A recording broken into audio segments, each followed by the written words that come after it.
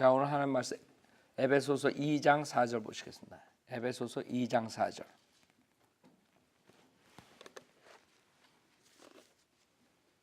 그러나 자비가 풍성하신 하나님께서 우리를 사랑하신 그의 큰 사랑으로 인하여 죄들 가운데서 죽었던 우리를 그리스도와 함께 살리셨으니 너희가 은혜로 구원을 받은 것이니라. 또 함께 일으키사 그리스도 예수 안에서 천사에 함께 앉히셨으니. 자, 여기서 4절에 그러나 자비가 풍성하신 하나님께서 우리를 사랑하신 그의 큰 사랑으로 인하여, 지금 하나님의 큰 사랑, 그렇죠? 하나님의 큰 사랑은 우리가 항상 얘기를 하지만 깊이 한번 생각해 보면 굉장히 우리가 이해할 수 없는 부분이 있어요. 뭐냐면 예를 들어서 여러분이 여러분을 죽인 살인자를 위해서 목숨을 내준 거랑 마찬가지예요. 그렇죠? 여러분 자식을 죽인, 여러분 가족을 죽인 사람을 위해 죽은 거야. 예수님께서는 자기를 박해하고 자기를 죽인 자들까지도 구원해 주시기 위해서 죽으신 거예요. 세상에 어떠한 악한 죄도, 예를 들어 살인죄 굉장히 악하죠. 그것도 토막살인자. 생각해봐요. 그런 사람들이 용서를 받을 수 있을까? 우리 인간은 그렇게 생각하죠. 그러나 하나님께서는 그런 사람들 위해서도 죽은 거야. 문제는 그런 사람들이 회개하고 주님을 믿지 못하니까 그게 문제라고요. 그러나 하나님의 큰 사랑은 모든 것을 다 커버해요. 모든 죄. 어떤 사람들은 뭐 이런 죄는 안 되고 이런 죄는 너무 심해서 뭐 이런 죄 지면 그건 받을 수 없다 뭐 이렇게 나오지만 그 사람들 하나님의 큰 사랑을 모르는 거예요. 하나님의 큰 사랑은 이 세상에 인간이 저지른 어떠한 죄도 다 용서받을 수 있어요. 우리 인간으로서는 상상이 안 가죠. 우리는 우리의 그 품성 가지고는 도저히 이해가 안 가는 부분이야. 그래서 어떤 사람들은 그렇기 때문에 하나님은 지옥에 안 보낸다 그러는데, 그 사람들이 어리석은 게 하나님의 큰 사랑이 크면 클수록 하나님의 진노는 더욱더 커지는 거예요. 그렇죠? 왜? 그렇게 큰 자비, 큰 은혜, 큰 사랑을 베풀어 줬는데도 죄인이 그것을 거절했다, 거부했단 말이에요. 그럼 마땅히 더 큰 형벌을 받아야 돼요.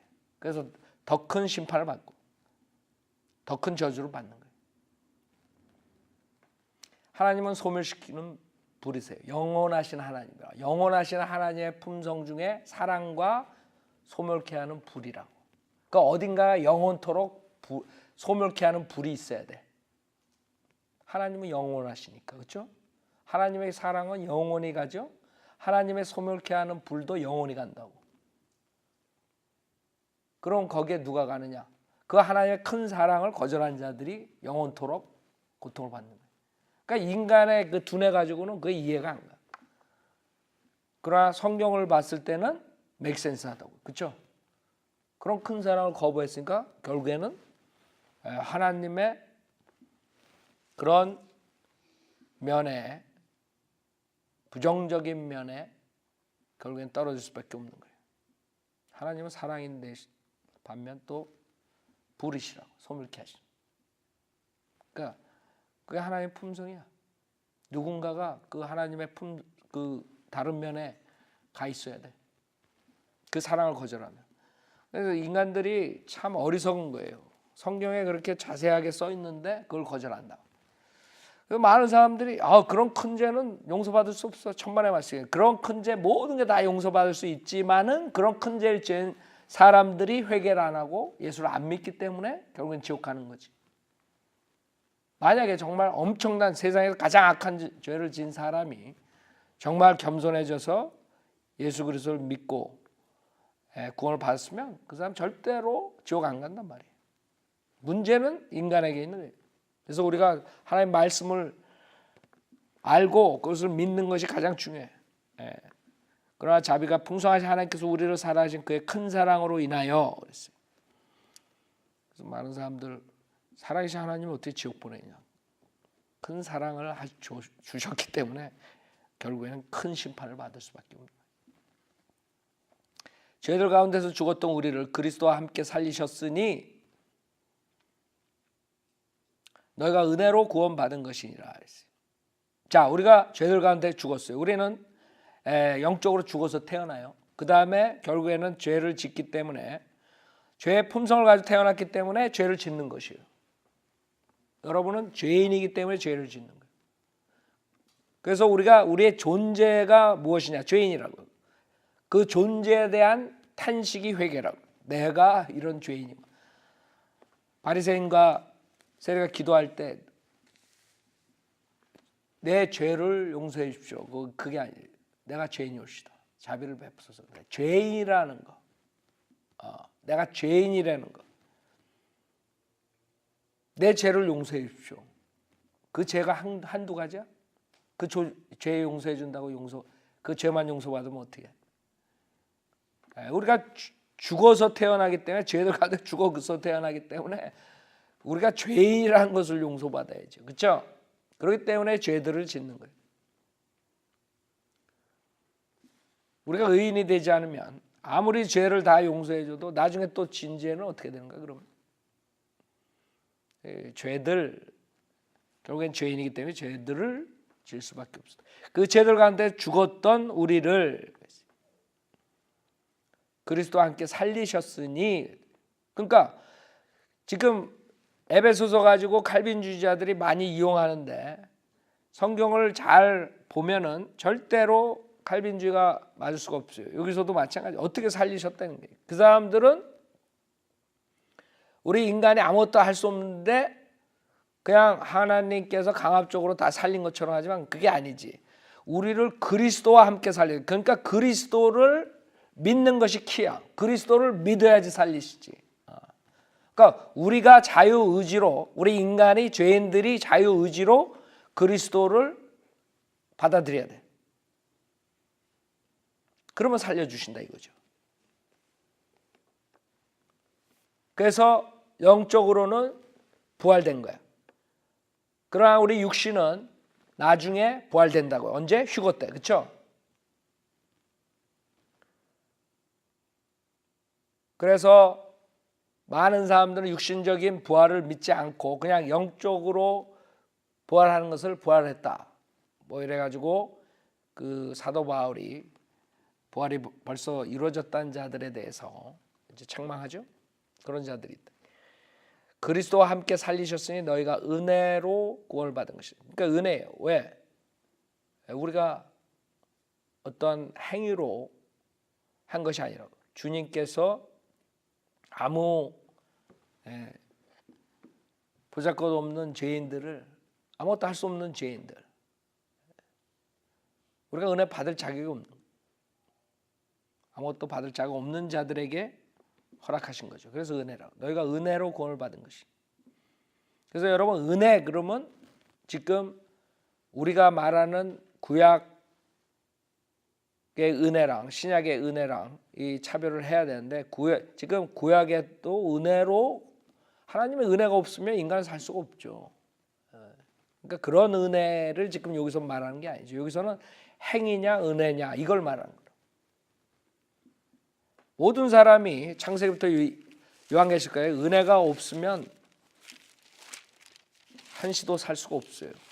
그 은혜 속에서 우리 인간은 결국에는 살죠. 구원 받든 안 받든 그런 은혜를 받기 때문에 인간이 사는 거예요. 그렇지 않으면 금방 죽지. 태어나자마자 그냥 잘못했을 때 그냥 죽지.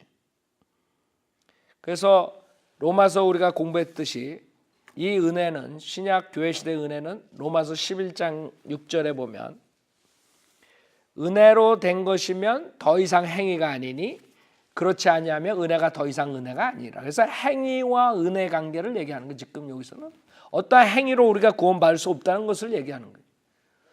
그래서 사도 바울 서신 밖으로 나가면 결국에는 구원론이 틀려질 수밖에 없어요. 그런데 모든 사람들, 칼빈주의자들, 그 다음에 존 맥카터 요새 우리 하죠. 다 밖으로 나가잖아.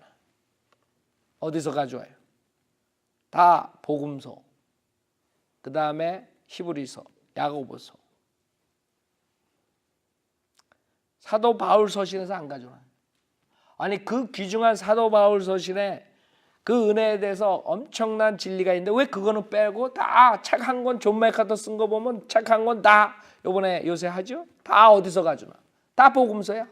마태복음, 무슨 복음, 야고보서, 히브리서 그런 데서 갖다가 맞춰 놓으려 그러는 거예요. 세상에 은혜 복음을 철저히 자세히 적어놓은 사도 바울 서신은 왜 한 구절도 안 가져오는 거예요? 그 이상하지 않아요? 이상한 영이 아니에요? 네. 그래서 사도 바울 서신에 보면 클리어하다고. 은혜로 된 것이면 더 이상 행위가 아니니 그렇지 않으면 은혜가 더 이상 아니니라. 그러나 행위로 된 것이면 그것은 더 이상 은혜가 아니니 그렇지 아니하면 행위는 더 이상 행위가 아니니라. 그래서 은혜 아니면 행위라고. 그런 맥락에서 지금 은혜를 말한 게 우리가 그냥 일반적인 은혜를 말한 게 창세기부터 요한계시록까지 하나님의 은혜는 우리가 구원받고 난 다음에도 우리가 항상 은혜가 없으면 이 세상 살아가기 힘들다고요. 우리는 지금 그런 은혜를 말하는 게 아니라 지금 구원에 대해서 행위 없는 하나님의 은혜 그걸 말하는 거예요. 구원에 관계된 행함이 없는 그것을 말하는 거예요. 은혜로 구원을 받는 것이. 6절에 또 함께 일으키사 그리스도 예수 안에서 천사에 함께 앉히셨으니 그래서 두 사람이 있다는 것을 모르면 이걸 풀 수가 없는 거예요. 우리가 보는 이 밖으로 보는 이 몸은 지금 이 어디 있어요? 지금 지상에 있는 거야. 그러나 우리 영적인 면은 우리 안 속사랑한 예수님과 같이 하나가 된다. 그렇기 때문에 우리는 이 지상에도 있고 그 다음에 하늘나라에도 있는 거예요. 그래서 구원받았을 때 벌써 여러분은 그리스도와 함께 천상에 있는 거예요. 주님께서 셋째 하늘에 계시다고요. 그 다음에 이 지상에서는 주님이 또 우리 안에 계신다. 골로새 1장 보세요. 그렇기 때문에 주님은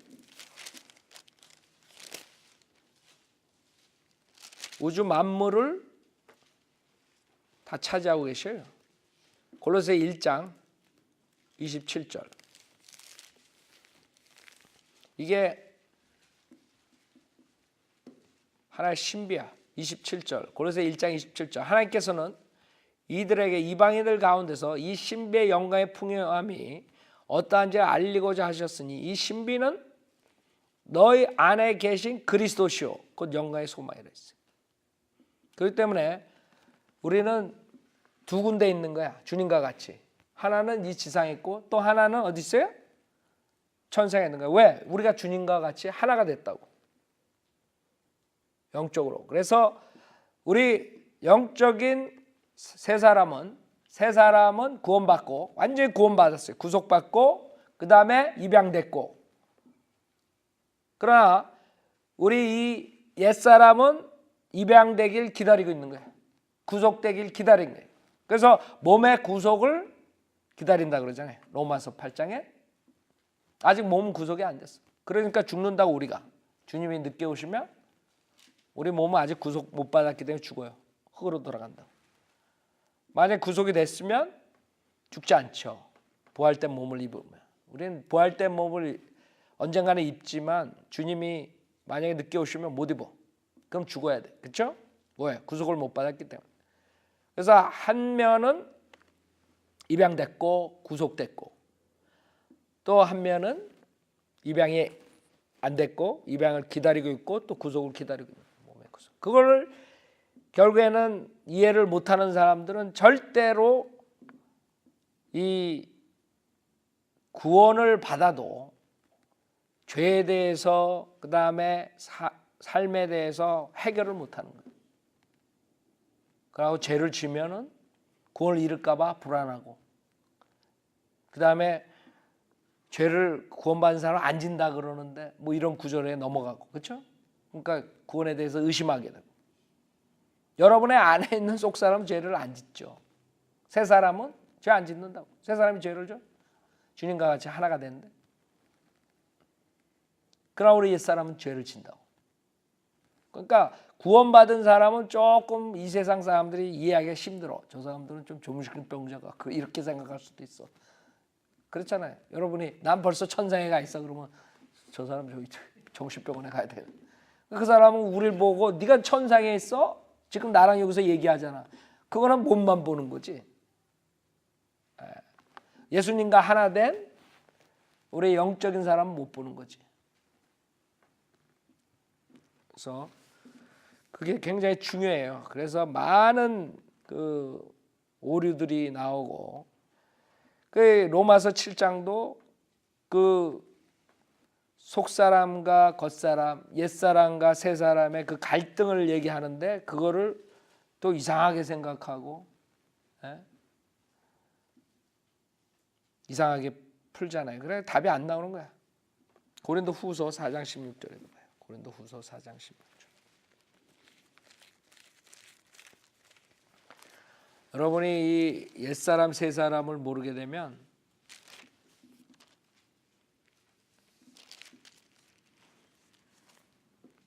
고린도후서 4장 16절 이런 까닭에 우리가 낙심하지 아니하노라. 오히려 우리의 겉사람이 썩어질지라도 우리의 속사람은 날마다 새로워지나니. 겉사람하고 속사람이 있다는 거예요. 여러분들이 겉사람이 실질적으로 점점 낡아져요. 여러분 몸이 낡아져요, 안 낡아져요? 매일 새롭게 돼요? 요가 해가지고 새롭게 되면 요가 한 사람 안 죽나? 요새 또 요가를 마귀의 그 요가가 또 대세더라고. 하여간 사람들 조금 더 살라고 아니 요가 할 시간에 나가가지고 운동하지. 왜 마귀랑 놀아? 하여간에 여러분들은 우리 육신의 그 운동도 해야 돼요. 그러나 균형 잡힌 크리스찬 생활하면서 여러분들이 열심히 살아야 되는데 이상한 마귀적인 그런 아이디어를 가지고 요새 많이들 지금 세상에서 하는데 그거 다 속는 거예요. 잘못하다가 완전히 여러분들이 내주고 그 다음에 그 안에는 엄청난 마귀가 들어가는 거예요. 그러니까 마음 수련의 그 사람들 그게 위험한 게 그 자기 거를 다 내주는 거예요. 그럼 뭐가 들어오겠어요? 다 내주면 뭐가 들어오겠어요? 마귀가 들어오지. 그냥 자기를 완전히 수동 상태로 만들어 가지고 마귀가 완전히 컨트롤하게 만들어. 처음에는 마음이 편한 것 같죠. 결국에는 10마리 마귀가 들어가지고 1000마리 마귀가 들어가는 거예요. 10마리가 나갔다가 1000마리를 데리고 들어와. 그렇게 되는 거예요, 사람들이. 그걸 모른다고. 자, 6절 또 함께 일으키사 그리스도 예수 안에서 천사 함께 앉히셨으니 했죠. 이는 하나님께서 그리스도 예수 안에서 인자하신 가운데 우리를 향한 그의 은혜의 지극히 풍요함을 오는 시대들에 보여주시라 합니다. 그러니까 우리가 지금 있는 시대에 이거의 한도 안에 사는 게 아니에요. 여러분 앞으로 오는 시대가 있다고요. 여러분이 어떤 몸을 입고 오는 시대에 살아요. 완전히 영광된 몸을 입고 사는 거예요. 천정왕국 그 다음에 영혼 세계에서 완전히 예수님과 같은 부활된 몸을 입고 산단 말이에요. 여러분 지금 몸 입고 살고 싶어요? 네? 젊은 애들은 내가 이 젊음을 가지고 살고 싶다 그런다고. 그게 멍청한 거지. 멍청한 거예요. 영광된 몸을 못 봐서 그래. 영광된 몸을 보면은 그 다음에 영광된 몸을 입으면 그냥 찬양이 절로 나오고 주님께 찬송이 절로 나올 거라고. 생각해봐요, 여러분. 치통 없지, 두통 없지, 머리 안 쑤시고, 등 안 쑤시고. 그 상상만 해봐요. 여러분 병원 안 가고 그런 영광된 몸을 입는데 뭐가 부러워요? 그런 풍요함을 오는 시대에 보여주죠. 우리가 앞으로 오는 시대를 보고 사는 거예요. 그래서 우리 육신은 그냥 병나고 죽으면 그걸로 끝나는 거예요. 그러니까 아까 그 전화 왔던 사람한테 내가 그 아들에 대해서 얘기를 할 때도 그 육신에 죽으면 아무것도 아니래. 우리가 어떻게 주님께 섬기다, 주님을 섬기고 어떻게 살다가 죽는가, 그게 제일 큰 거라 이거예요. 내가 그랬어요. 100년, 120년 살면 뭐하냐. 100년, 120년 살면 뭐예요? 에? 여러분 그렇게 오래 살고 싶어요? 100년, 120년 살면 내가 개런티해. 여러분들 치매 걸리고 하나님한테 경배 못 드리고 하나님한테 기도 못하고 하나님 성경 말씀 읽을 수도 없고 그 다음에 뭐 기도할 정신도 없고 그 다음에 구령할 수도 없고 아무것도 못하고 그래가지고 그냥 침대에서 누워서 120년 살면 뭐해? 그게 사는 거예요? 어떤 사람들 그렇게 해가지고 연명하면서 이제 식물인간이니 뭐 아니면 아니래도 뭐 못 걷고 이렇게 계속 살잖아요. 그게 사는 거냐고. 그러니까 육신을 그런 식으로 생각하면 안 된다고요. 우리는 오는 세상을 생각해야지. 오는 시대. 왜 그 육신의 애착을 가지고 하나님께서 보시는 거는 살아있는 동안에 어떻게 사느냐 이걸 보시지 너가 100년 살아서 잘 살았다 80년 살아서 잘 살았다 120년 살아서 넌 참 잘 살았다 아주 수고했다 이럴 것 같아요? 비록 짧은 해를 살았지만 그 짧은 해 동안 최선을 다해서 주님 섬기는 이게 가장 중요하다. 퀄리티를 보지 양보다 질을 보신다고. 길면 뭐해? 하나님 속속이고 계속 살면 오는 시대에 어떻게 되나 봐요. 우리는 그런 오는 시대를 맞고 싶지 않다고. 여러분도 앞으로 사실 때 내가 매 시간 매초 하나님을 위해서 어떻게 사는가 그 퀄리티를 보라고. 내가 제대로 지금 살고 있는 건가. 오늘 하루를 주어줬다고 생각하라고. 하나님께서 오늘 하루 더 살게 시간을 주셨구나. 오늘 하루를 더 어떻게 하나님께 의미 있게 사는가 그게 중요하지. 앞으로 10년 더 살 거야. 20년 더 살 거야. 그럼 뭐해? 먹고 살기 위해서 살아요? 인생의 의미가 하나도 없는 거예요. 그런 의미. 하나님께서는 이 세상에 우리 육신을 사는 동안은 딱 하나만 봐. 뭘 보는 줄 알아요? 어떻게 하나님께서 이 세상에 오셔가지고 십자가에서 죽으시고 그 사역을 우리들한테 맡겼는데 그 사역을 니네가 얼마만큼 어떤 식으로 퀄리티 있게 했느냐 그것만 본다고. 그걸 위해서 여러분에게 잡을 주고 여러분에게 생명 주고 여러분에게 모든 걸 허락하는 거야. 가족도. 그 외에는 없어요. 하나님이 그래서 오신 거거든. 죄인을 위해서. 그 외의 것에 여러분들이 관심을 두고 살면 하나님한테 포인트를 하나도 못 받아. 하나님의 사역, 하나님께서 오신 그 의미, 그 목적 그거를 니네가 얼마만큼 하고 갔느냐. 여러분도 생각해 보라고요. 내가 뭘 위해 사느냐. 그 외의 것은 다 허당이야. 성현대로 믿는 사역이 왜 중요해요? 성현대로 믿는 사역이 없으면 하나님께서 2000년 전에 그렇게 자기의 몸을 희생하시고 모든 걸 희생하신 그런 것들이 효과가 없어지는 거예요. 그렇죠? 나가서 복음 전하는 사람 없고 하나님 진리 전파하는 사람 없어. 그 2000년 전에 왜 오셨어 그럼? 칼빈주의자처럼 선택한 사람들 데리러 오셨어? 그러니까 하나님의 입장에서 여러분 생각해 보라고요. 하나님께서 왜 여러분을 살려주고 왜 여러분에게 직장 주고 왜 여러분에게 생명 주고 왜 주냐. 하나의 딱 목적은 그 죄인들을 찾으러 오신 거라고. 그걸 니네가 얼만큼 했느냐. 그 외의 것은 다 아무것도 아니라고. 여러분 교회에 나와서 사역하고 동참하고 이런 모든 것들도 보면은 다 우리가 그걸 위해서 진리 전파하기 위해서 하는 거잖아요. 성경 배우고 나가서 그 다음에 우리가 사역을 통해서 사람들이 우리 교회에서 전파하는 걸 듣고 복음을 듣고 구원의 역사에 일어나고 이런 거라고. 근데 그런 거를 안 한다. 교회도 심심하면 가고. 그 인생 사는 거예요? 왜 살아? 구원받은 사람이 그렇게 살 의미가 없는 거예요. 하나님이 봤을 때는 여러분은 의미 있게 산다고 생각해요. 하나님이 봤을 때 너 왜 살아? 거기 왜 남아 있냐? 그러니까 모든 걸 포커스를 거기다 여러분이 해야 된다고요. 여러분 아까도 그 죽음에 대해서 얘기했죠. 왜 죽었느냐? 왜 데려가셨느냐? 그 일로 인해 가지고 무슨 하나님의 사역에 어떠한 도움이 됐는가?